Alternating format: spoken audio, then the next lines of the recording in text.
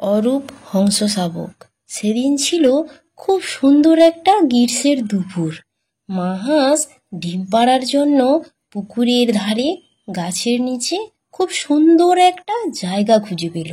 সে 5টা ডিম পাড়ল।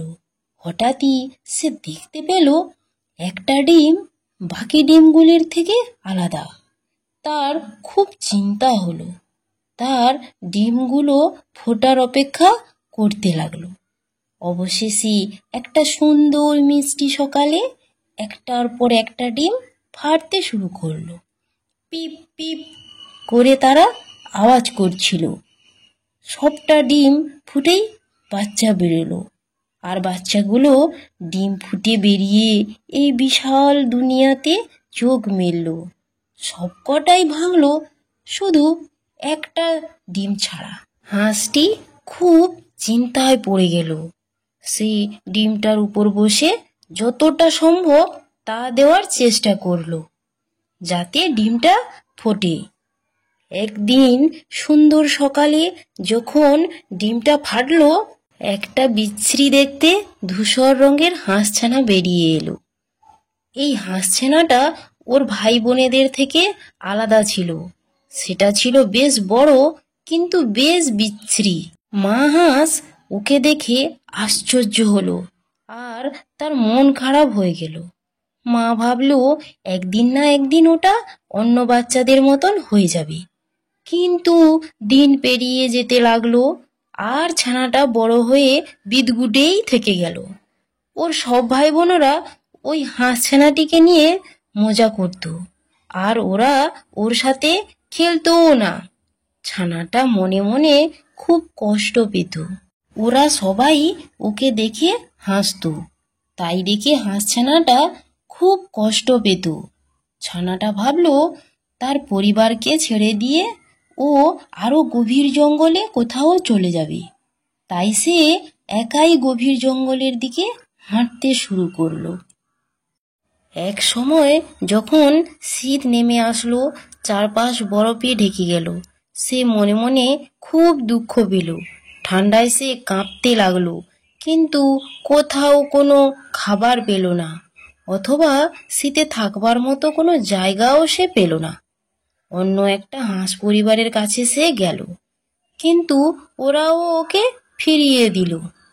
এরপর সে মুরগির বাসায় গেল থাকতে। সেখানেও ঠোঁট দিয়ে ওরা এমন খোঁচালো, বেচারা ওখান থেকে পালিয়ে এলো।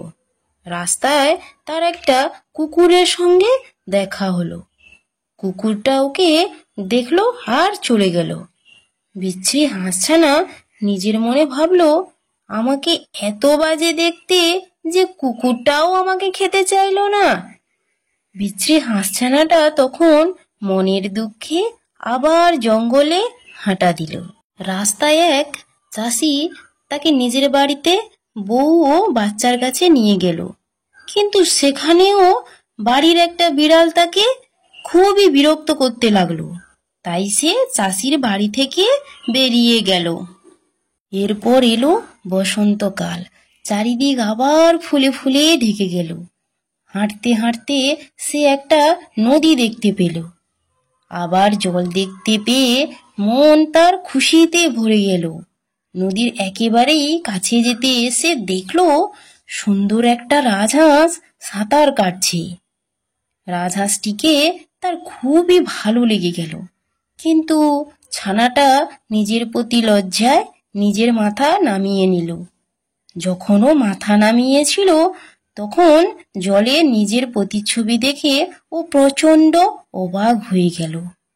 আরে, ও তো আর বিচ্ছিরি নেই, এখন ও একটা সুন্দর তরুণ রাজহাঁস হয়ে গিয়েছিল।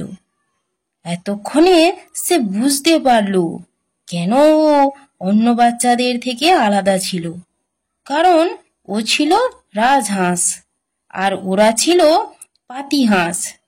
যাকে ওর ওই নদীর ধারে যাকে ওর ভালো লেগেছিল, সেই সুন্দরী রাজহাঁসটিকে বিয়ে করে ও সুখে শান্তিতে ওখানেই থাকতে লাগলো। তো বন্ধুরা, তোমাদের যদি ভিডিওটি ভালো লেগে থাকে তাহলে তোমরা চ্যানেলটি সাবস্ক্রাইব করে রাখো এরকম আরও নতুন নতুন মজার মজার ভিডিও পেতে।